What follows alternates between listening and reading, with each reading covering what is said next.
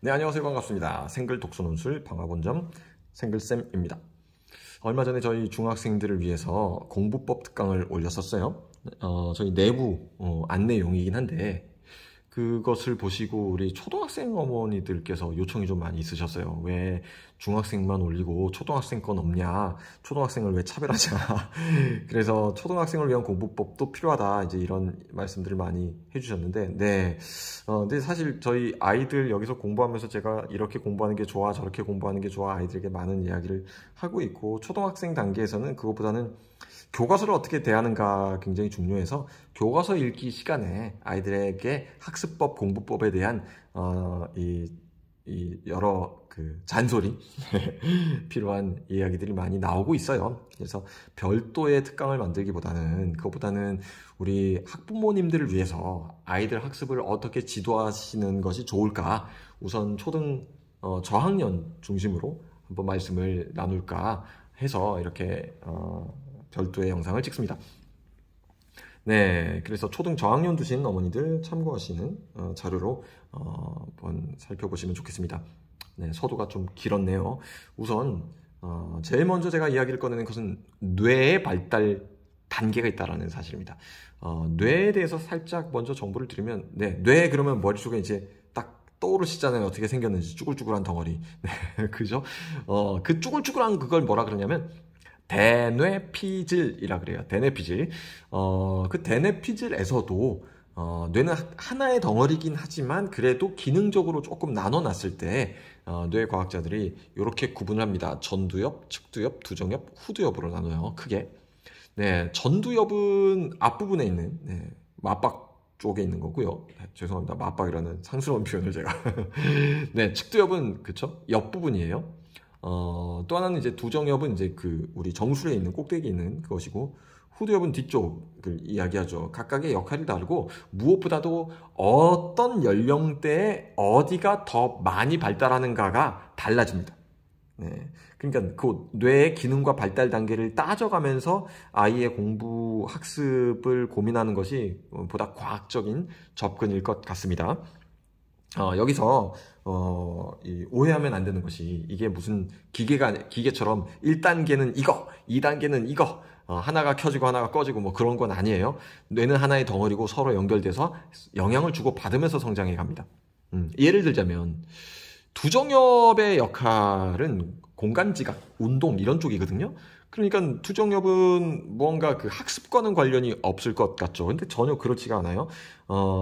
이 인지과학, 인지언어학, 이런 학자들의 이야기를 들어보면 인간이 몸을, 신체를 적절히 활용할 수 있는 능력과 그것과 뇌 전체를 사용하는 능력은 굉장히 관련이 깊습니다. 네, 그렇습니다. 그러니까 이제 이것 또한 필요한 부분이겠죠. 뇌는 하나의 덩어리입니다. 특별히 이제 전두엽은 오늘 제일 얘기를 많이 하게 될 부분이 전두엽, 측두엽인데요. 전두엽은 주로 어떤 역할을 담당하냐면 논리와 사고의 역할을 담당해요. 논리, 사고, 창의 이런 쪽이에요. 그러다 보니까 이 감정이라는 요소는 어딜까? 또 다른 데일 거야. 전혀 다른 데일 거야. 왜냐하면 우리는 서양적인 철학, 근대 서양적인 철학에서 나온 이분법이죠. 그죠? 이성과 감정을 분리해서 생각하는 쪽에 워낙 익숙하다 보니까. 그렇지만 전두엽이 똑같이 감당하는 것 중에 하나가 감정이에요. 그 감정 조절도 계산 능력도 하나의 영역에서 하나의 뇌가 감당하고 있는 거죠. 그러니까 감정은 학습과 관련이 없다? 아니죠. 엄청난 관련이 있다라는 거예요. 아이들을 공부를 시켜보면 저학년일수록 감정 상태와 학습 능력은 굉장히 긴밀하다라는 것을 확인하게 됩니다. 네. 또한 생각해야 될 게, 이제 뇌는 결국 신체의 일부분이죠. 그죠? 그렇기 때문에 신체의 건강 상태하고 다 연결이 되어 있어요. 네. 예를 들면 최근에 이제 고3들 이제 몇 달 안 남았잖아요, 수능이. 이제 제일 중요한 내용이 뭘지, 뭘 어떻게 마무리하고 공부해야 될지를 조언을 요구받을 때가 있어요. 그때 제가 주저하지 않고 말해주는 건 뭐냐면 건강 관리예요. 컨디션 관리. 적절한 스트레칭과 운동을 하면서 지금 하는 공부를 더 많이 할 것도 더 덜 할 것도 없다. 지금 상태를 잘 유지만 해라. 왜냐? 지금 남아있는 기간 동안에 네가 올릴 수 있는 점수는 크지 않아. 그러나 시험 당일 컨디션 조절에 실패해서 떨어지게 될 점수는 커. 그러니까 훨씬 중요한 건 컨디션 관리야. 뇌는 신체의 일부분이에요. 매우 매우 중요한 부분입니다. 그 고대 그리스인들의 기초 교육 중에 그래서 체육이 있었잖아요. 그죠? 건강한 몸에 건강한 정신이 깃듭니다. 뇌는 평생을 걸쳐서 우리가 잘만 관리한다면 끊임없이 그죠? 사용할 수 있지만 발달해가는 그 나이 단계가 있어요. 전두엽은 보통 3세에서 6세 중심이고 축두엽은 6세에서 12, 13세, 후두엽은 13세, 12세 이후입니다. 요렇게 학수가 관련돼서 봤을 때 전두엽, 축두엽, 후두엽이 앞에서 뒤쪽으로 가면서 활성화되는 영역이 좀 달라집니다. 그러면 이 중에서 가장 요즘 퇴화된다라고 얘기가 많이 나오는 게 뭘까요? 물론 이제 나이가 들어서 노화로 인한 어떤 신체적인 질병의 영역에서 어떤 치매나 이런 것도 있죠. 그런 영역이 아니라 뇌 자체가 애들이 충분히 발달되지 않은 상태에서 자꾸만 뒷걸음질 치는 것 같은 영역들. 언론에 제일 많이 나오는 게 뭐냐면 전두엽의 퇴화예요. 전두엽 퇴화는 요 밑에 다시 이야기를 하도록 하겠습니다. 자, 그 뇌에 대한 정보를 요 정도 깔고요. 우선 초등 저학년 단계에서 그럼 가장 중요한 학습이 뭡니까? 영어입니까? 국어입니까? 뭡니까? 다 필요 없고요. 의무와 책임을 연습하는 게 최고로 중요합니다. 무슨 과목이든 뭐든 간에 해야 될 게 뭐든 간에 해야 될 일을 하도록 연습하는 거. 이거는 정말 1, 2학년 때 안 해두면 그 여파로 고등학교 때까지도 학습 부진화가 될 수도 있어요. 어쩌면 평생에 걸치는 것이기도 하죠. 그렇죠? 우리가 어른이 돼간다는 건 더 많은 것을 책임지고 의무를 담당하는 거잖아요. 믿을 수 있는 사람은 맡겨진 일을 책임을 지는 사람이잖아요. 그렇죠? 그러니까 아이가 공부로 인생을 살게 되던 아니면 다른 어떤 역할을 하게 되던 중요한 건 어린 시절부터 해야 될 건 하는 습관을 갖게 만드는 것이고 그것은 초등학교 1, 2학년, 늦어도 3학년 때 결론이 나게 되어 있습니다. 그거 놓쳐버리면 아이는 어떤 성향을 갖게 되냐면 좋은 거는 하고 재밌는 건 하고 재미없는 건 안 해요. 재밌으면 하고 재미없는 걸 안 하면 그런 아이들은 이제 3, 4학년쯤 올라가면 머리통이 굵어지면서 엄마 아빠를 속여서 재밌는 것만 찾아갑니다. 재미없는 것은 안 하면 야단 맞으니까 한 신용만 해놔요. 들키면 야단 맞으니까. 들키지만 않는 상태에서 하고 싶은 거 좋아하는 것만 잔뜩 하는 상태. 그러면 엄마 아빠들이 어떤 생각을 하냐면 좋은 거 하다 보면 그 분야에서 뭔가 자기의 꿈도 찾고 진로를 찾겠죠. 절대 그렇지 않은 게 사회에서 어떤 기능을 한다는 것은 반드시 의무와 책임을 지는 쪽으로 발전했다는 얘기거든요. 그렇죠? 그러니까 이게 연습이 안 돼서 공부까지 못하는 거라면 그 아이의 인생에서 뭔가 빨리 처리될 것을 기대할 수는 없는 거죠. 네, 그래도 우리 남학생들의 경우엔 군대라는 것이 있습니다. 의무와 책임을 안 배울래 안 배울 수 없는. 근데 그래도 잘 안 된 사람이 그러면 저도 모르겠습니다. 견적이 안 나옵니다. 네, 중요한 건 바로 이거예요. 자, 이것과 이제 전두엽 활성화와 관련이 깊은데 보세요. 자, 전두엽은 아까 말씀드린 것처럼 논리사고 창의의 영역이에요. 자, 근데 뇌과학자들이 이 전두엽이 가장 활성화될 때가 언제냐라고 하면 이구동성으로 스스로 목표를 세우고 계획을 짤 때래요. 스스로 목표를 세우고 계획을 짤 수 있는 사람은 어떤 사람이겠습니까? 그렇죠. 무언가 내가 목표를 세워서 그것을 달성하기 위한 과정에서 스스로를 강제할 수 있는 사람이죠. 곧 의무와 책임의 연습이 된 사람이에요. 그러니까 이게 된 사람은 나 이거 하고 싶어. 나 이거 도달할 거야. 그러려면 내가 이렇게 해야 되겠네? 계획을 짜요. 그리고 그걸 합니다. 그렇죠? 그러면 뭐를 갖게 됩니까? 크던 작던 성취감을 갖게 됩니다. 이 성취감은 그 다음 단계로 나가는 동력이 돼요. 나도 스스로 이렇게 해봤는데 해냈네? 엄마 아빠가 잔소리 하기도 전에 내가 오늘 숙제 다 했네?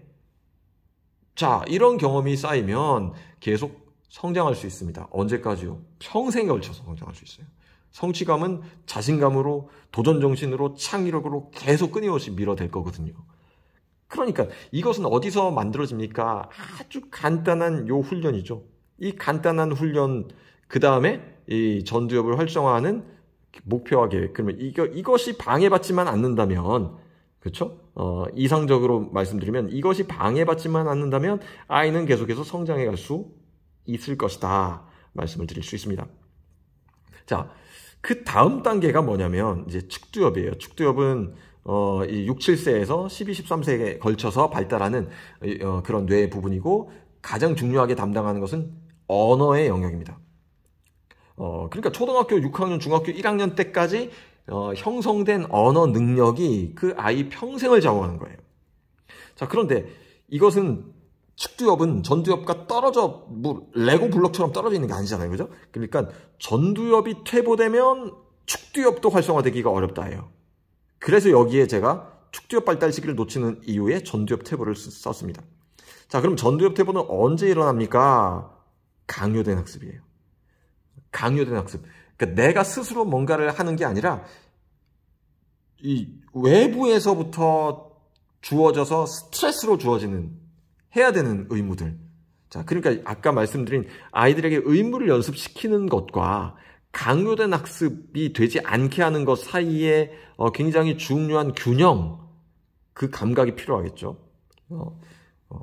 그건 이제 또 아이의 성향마다 달라요. 저도 아이 셋을 키웠지만 어떤 애는 마구 시켜도 그것을 강요라고 생각하지 않고 의무로 받아들일 때가 있고, 어떤 아이는 반대로 여러 가지를 얘기했을 때 알아서 할 건데 자꾸 얘기하니까 싫어지는 아이가 있죠. 그 아이의 성향과 성격에 따라서도 요 간격은 또 달라집니다. 네, 그 적절한 그 균형점을 잘 찾아가셔야 돼요. 섬세하게. 네, 그래서 아이가 강요된 학습을 해버리면 스스로 하지 않고, 그러니까 엄마가 이거 하랬어, 선생님이 이거 하랬어, 그래서 학원에서 이거 하랬어, 그래서 억지로 그것만 딱딱딱딱 기계적으로 하고 있는 아이는 스스로의 뇌에서는 전두엽이 활성화되고 있지 않은 것이죠. 거기에 플러스 스마트폰입니다. 그렇죠. 이 작은 화면에 머리를 박고 아이들이 단순하게 반복되는 게임을 하고 짧게 지나가는 영상을 보고 그러면서 거기에 몰입해 있어요. 그러면 그 시간 동안은 적어도 내가 전두엽을 일시킬 필요가 없는 시간이에요. 사고와 상상은 노동이거든요. 근데 스마트폰이 그 노동의 시간 기회를 박탈시키는 거예요. 자, 그러면 이제 최악의 시나리오 나오죠. 늘 강요된 학습만 합니다. 하랬어, 이거 하랬어, 저거 하랬어, 스트레스. 그러다가 그거 다 하고 나면 스마트폰을. 만약에 그 패턴으로 1, 2학년, 3학년까지 보냈다. 평생에 걸쳐서 공부 잘하게 만들기 어렵습니다. 고쳐야 돼요, 요거. 아이가 설명과 설득을 통해 그것이 강요된 학습이 아니라 내 의무와 책임이구나. 나중에는 그것이 스스로 연습이 돼서 스스로 할 수 있는 단계에서 성취감을 맛보는, 그리고 스마트폰은 최대한 멀리 띄워놓는 요런 형태로 가실 필요가 있습니다. 가끔 보면 참 답답할 텐데 이런 경우가 있어요. 저희 학원이 이제 독서노술 학원이다 보니까 조금 억울할 때가 있습니다.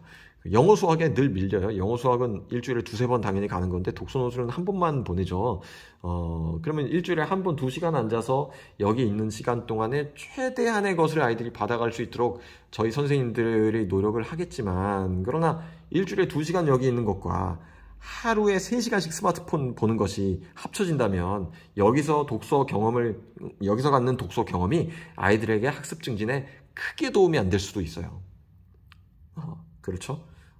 그런 부분도 좀 감안해 봤을 때 훨씬 더 많은 부분은 아이의 일상에서의 습관과 관련이 있다 말씀을 드립니다. 자, 측두엽 발달 시기를 놓치는 이유 중에 또 하나는 이제 언어 경험이 부족하거나 아니면 과잉되거나. 어떤 경우에 언어 경험이 부족하다 할까요? 언어 경험이라는 것은 사실은 그 아이들이 또래 아이들과 놀이를 통해서 할 수 있는 언어 경험이 갖는 것은 좀 역할이 크진 않아요. 그것보다는 어떤 지식을 습득하고 그것을 나의 사고를 버무려서 내가 스스로 이건 이래서 이런 거라고 해요 라고 정리해서 말해보는, 이런 게 되게 중요한 거거든요. 또한 아이가 현재 구사할 수 있는 언어 수준보다 높은 수준의 말들을 많이 듣는 거. 그걸 들으면서 멍하게 있는 게 아니라 이해하려고 노력하는 사고의 과정이 병행되는 거. 이걸 이제 언어 경험이라고 하는 거예요. 그러니까 학교에서 선생님 얘기가 계속 있고 학원에서 계속 있고 뭐 주변에서 계속 학습에 대한 수많은 언어 경험이 있어 보이지만 아닐 수도 있어요. 왜냐하면 아이가 그 시간 동안에 멍 때려버리면 끝나는 거죠. 그죠? 그러면 주입식 교육, 일대 다 교육, 강의식 교육이 그래서 갖는 한계가 이겁니다. 그렇게 하는 것보다는 마주 앉아서 혹은 작은 그룹에서 묻고 대화하는 거예요. 저희 학원은 그렇게 공부를 아이들하고 독서 지도를 하고 있어요. 읽고 끊임없이 선생님의 질문이 나가고 아이들의 대답이 있어야 돼요. 문답이 없으면 진행이 안 된 걸로, 이해가 안 된 걸로 생각합니다.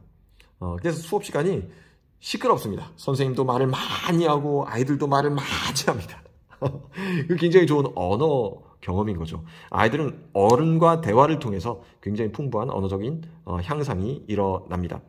또 반대로 과잉도 있어요. 네, 주로 이것은 외국어 학습과 관련되죠. 주입된 외국어 학습.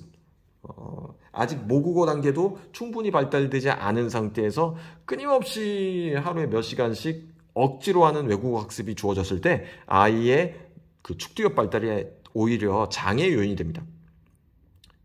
그러면 외국어 학습을 한다는 자체가 이 시기에는 과잉인가요? 그게 아니고요.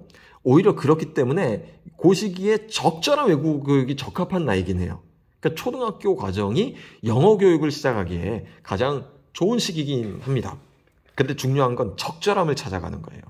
그러니까 문법, 문제 풀고 이런 게 아니라 영어를 외국어로서 또 외국어 언어라는 건 뭡니까? 소통의 도구잖아요. 소통의 도구로서 때론 놀이의 수단으로서 사용해 보면서 영어는 뭐 이렇게 재밌는 거구나.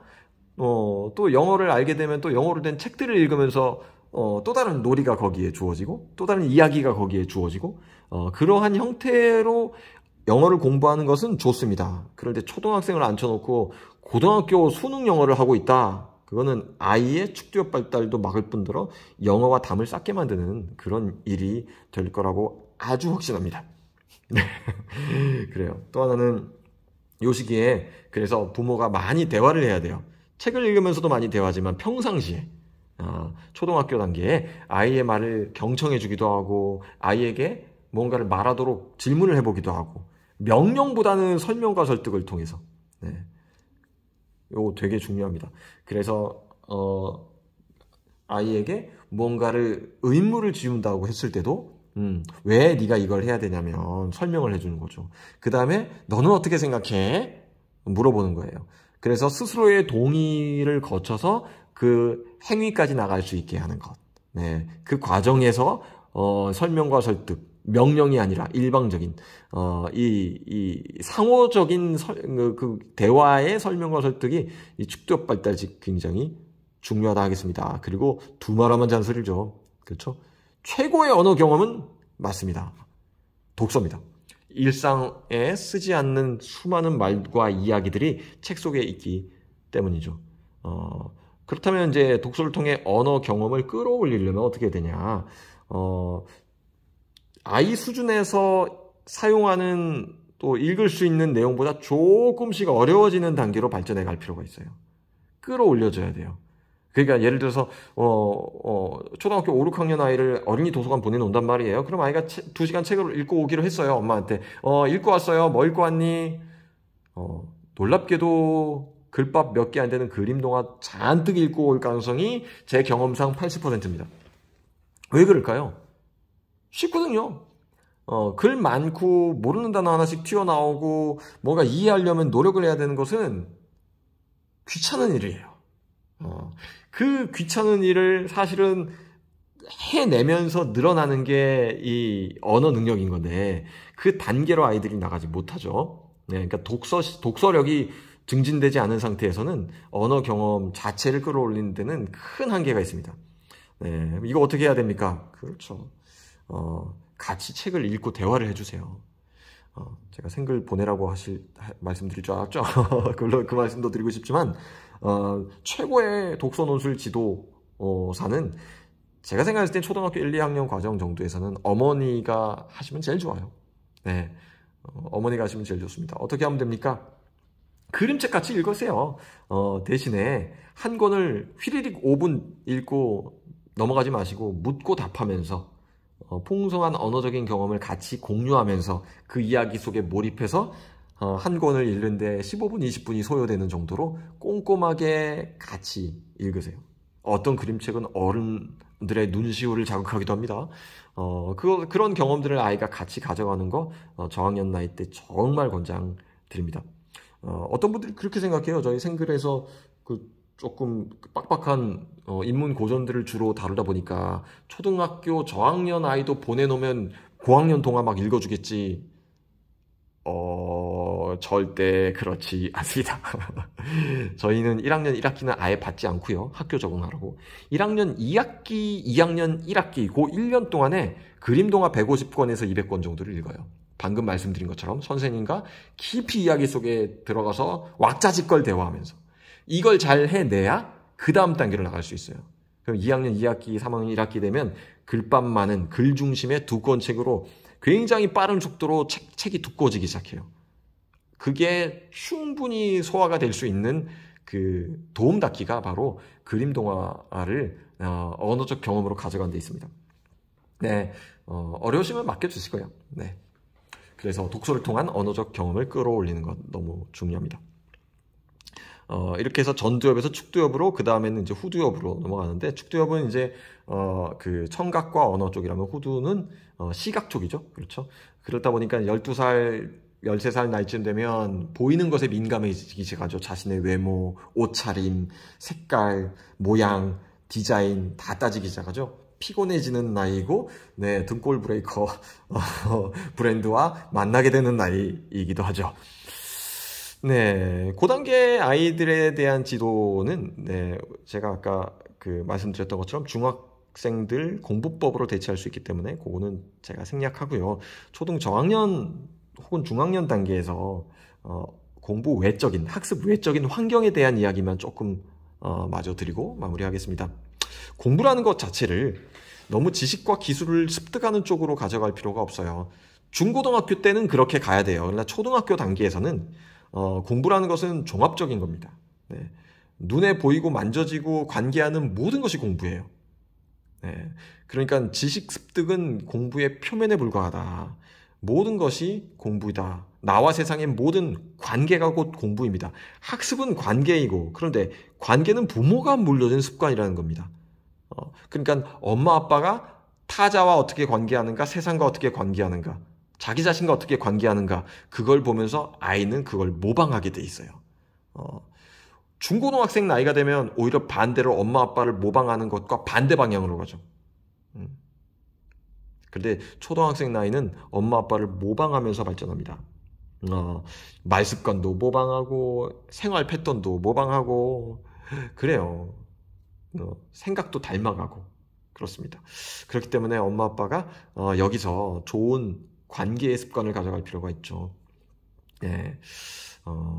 이거는 더 장황하게 말씀드리면 너무 설교같이 될 것 같아서 지나갈게요. 좀 더 이제 학습적으로 한다면 이제 호기심과 질문, 알의 즐거움을 부모님과 함께 누리는 거. 그러니까 부모님도 함께 배워간다라는 그런 감각을 아이들이 갖게 되는 것이 또 필요합니다. 예를 들면 이제 박물관이나 미술관을 간다 했을 때, 네, 보통은 이제 어떤 패턴이 되냐면 박물관 미술관에 주말에 이제 시간을 내서 피곤하지만 우리 아이의 발전을 위해서 내가 희생해서 데려간다. 그렇게 됐을 때 실망감을 안고 돌아오시는 경우 많으시죠, 그죠? 내가 여길 가면 아이가 호기심을 갖고 질문도 하고 재밌어하고 관심을 가질 줄 알았는데 막상 가니까 관심 1도 없고 뭐 피곤해, 뭐 먹어, 내지는 산만 하고 엄마는 막 뭐라도 들려주고 싶고 알려주고 싶은데 아이는 관심을 기울이지 않을 때가 있어요. 네, 그럴 때 이제 다시는 내가 널 데리고 이런 데 오나 보자 하고는 그런 말을 하고 투덜대면은 아이를 손목을 잡고 이제 집으로 오게 되죠. 그다음 이제 몇 달 뒤에 똑같은 일을 또 반복을 해요. 그러니까 이제 제가 말씀드린 건 요거는 이제 안 좋은 패턴이죠. 왜 그렇게 됐냐면 알아가야 되는 건 너야. 나는 필요 없어. 라는 전제가 있기 때문이에요. 그렇게 하지 마시고 엄마 아빠도 미술관, 박물관에서 알아가고 질문하고 호기심을 갖는 존재로서 같이 가주는 거예요. 그걸 진실하게 하시든 혹은 신용을 하시든 반가사유상 앞에서 감동한 척을 하시든 진짜 감동을 하시든 어떤 모습이든 간에 아이가 느끼기에 엄마 아빠도 여기서 뭔가를 느끼고 배우는구나. 어른이 돼서도 알미란 즐거운 거구나. 그 즐거움을 같이 나도 여기서 경험으로 갖는 거구나. 이제 요렇게 만드는 것이죠. 네. 그래서 엄마 아빠도 알고자 하는 존재이다. 또 하나는 네, 식구들과 독서하는 습관, 독서하는 가족 독서 시간 뭐 이런 거 있으면 너무 좋을 것 같아요. 네, 이제 가족 회의를 한번 거쳐보시고요. 여하튼간에 아이가 봤을 때 엄마 아빠도 책을 사고 책을 읽는 존재구나. 이게 되면 아이한테 뭐라고 얘기할 수 있냐? 책 읽자라고 말할 수 있어요. 근데 우리는 보통 어떻게 하냐면 책 읽어! 책 좀 읽어! 또 텔레비전이야! 이렇게 간다고요. 근데 아이들이 엄마 아빠 앞에서는 말대꾸를 안 하는데 학원에 와서는 다 얘기해줘요. 뭐라고 하냐면 엄마 아빠가 맨날 나보고 책 읽으래요. 근데 엄마 아빠는 책 하나도 안 읽어요. 네. 그러면 제가 해줄 수 있는 말 솔직히 좀 별로 없습니다. 네. 그래서 책을 읽어라 하기보다는 읽자 해서 엄마 아빠도 책을 읽는 존재구나. 삶을 즐거워하는 존재구나. 그러니까 배움이라는 것은 나도 같이 하는 거구나. 이제 이렇게 가정의 환경과 분위기를 같이 만들어 주시면 그것이 당장 다음 달에 수학 점수하고는 관련이 없어 보여도 아이가 평생에 걸쳐서 학습을 하는데 큰 동력이 될 겁니다. 좋은 자극이 될 거라고 생각을 해요. 왜 그랬다잖아요. 스티브 잡스가 자기는 이 스마트 기기 잔뜩 만들어 놓고는 자기 자식들에게는 안 줬대요. 절대로. 그러면 뭘 했냐? 테이블에 앉아서 철학과 역사를 논했대요. 나쁜 인간이에요. 그죠? 자기는 그렇게 해놓고 바로 그겁니다. 어른과 함께 독서하고 대화한 경험을 많이 가져가면 많이 가져갈수록 그것이 축두엽 발달에 도움이 되는 나이가 바로 초등학교 과정입니다. 그 위에 그러한 발달 위에 다양한 학습을 연습하는 의무적으로 연습해보고 실력을 조금씩 쌓아보는 경험 그걸 가지고 중학교에 간 아이와 그렇지 못한 아이는 큰 차이가 나게 됩니다. 일단 가장 큰 차이는 뭐겠어요? 그쵸. 저희 생글에 이제 중학생 돼서 온 경우, 생존 확률이 그렇게 크지가 않아요. 오자마자 갑자기 막 백범일지 읽어야 되고, 막 여기서 플라톤 읽어야 되고, 그럼 뭐 어떻게 하겠어요? 도움닫기가 없었기 때문에 어려워하는 아이들이 있습니다. 칼럼이나 이런 걸 던져주면, 오랫동안 공부를 해왔던 아이들은 핵심을 잘 캐치하고 이해를 하는데 그렇지 못한 아이들은 정말 갑자기 글이 확 어려워지니까 이게 큰 부담과 중압감으로 와닿을 때가 있어요. 그럴 때는 저는 이제 몇 달 잘 참고 적응해보자 격려하고 끌고 가는 편이긴 한데 아쉽게도 끝까지 적응 못하는 경우도 없지는 않았습니다. 그 이유가 뭘까요? 네, 방금 말씀드린 이 어린 시절의 전두엽, 축두엽 발달과 관련이 있어요. 그것이 갖추어지지 않은 상태에서는 학습이 제대로 되어지기 어렵습니다.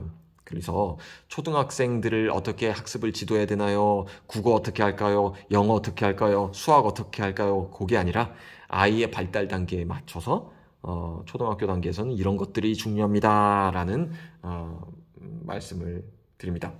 네. 저도 아이를 키워봤기 때문에, 네, 제가 다시 이제 초등학생 아이들을 가르치는 아빠의 나이로 돌아간다면 아마 그때는 옛날과 좀 다르지 않을까. 네, 사실 말씀드리면서 박물관이라도 그랬고 사실 제가 저 자신을 반성한 내용도 굉장히 많았다는 점. 그래서 이것을 시청하시면서 왜 생글쌤 자꾸 맞는 말씀하시는데 야단 맞는 기분이 들어요. 그러면 그게 아니고 제 반성이다 라는 이야기에 더 가깝습니다. 그렇기 때문에 어쩌면 더 와닿는 이야기가 됐을 수도 있을 것 같아요. 네, 이렇게 초등 저학년 학습지도 특강 마무리하도록 하겠습니다. 감사합니다.